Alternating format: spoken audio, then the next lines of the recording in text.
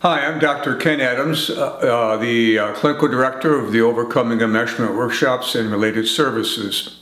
We've been doing workshops since 2013, and we've observed a phenomenon we call the Enmeshment Kickback.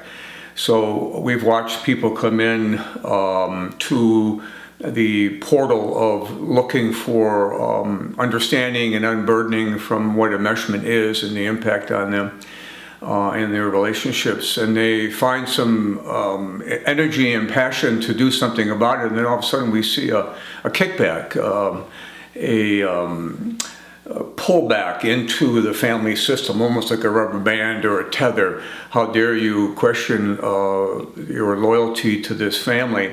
And they wind up having a lot of self-doubt and recrimination, and that following that is anxiousness, ambivalence, uncertainty, and they begin to back off what was at the moment, whether they're taking a survey or signing up for a workshop or just exploring the educational material at their own enmeshment.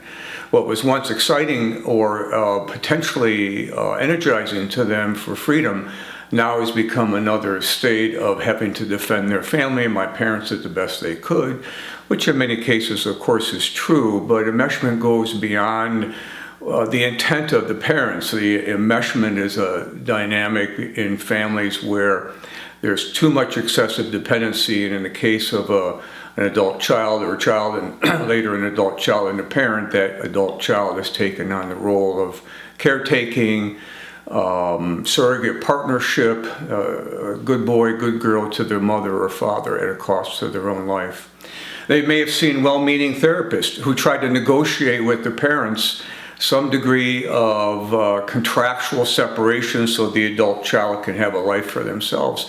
The trouble is, therapists often unintentionally might try to cushion the blow to the parents, leaving the adult child even more despaired and trapped and hopeless about if they're ever going to have a sense of freedom and emancipation without feeling guilty about how their parents feel about their movement into the world.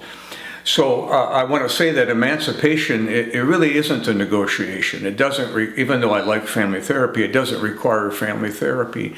It isn't, the parents don't need to co-sign your movement forward into your own life. Ideally, you'd like their blessing, and you no doubt deserve their blessing, but it's not required for you to move forward. It's the parent's job to take the loss, if you will, and the grief of witnessing their adult child move into the world. It is not your job to cushion the blow and or to soften the loss for them. Which isn't to say you're being disrespectful or amputating them. It just means that you're moving into your own life. And then ideally, a parent's job is to transition that grief into pride. That ultimately it's the next developmental landscape for parents and their adult children, that the loss of my little boy or little girl turns into my pride in my adult man or woman who's out in the world making it. The trouble is the mesh systems burden this process with demands of loyalty and guilt and responsibility that really doesn't belong to the adult child. So I want to urge you to stay the course. Don't trust the guilt and the uncertainty and the self-doubt. Don't let that be your compass point. Stay with your search. Stay with your commitment to move forward into your life.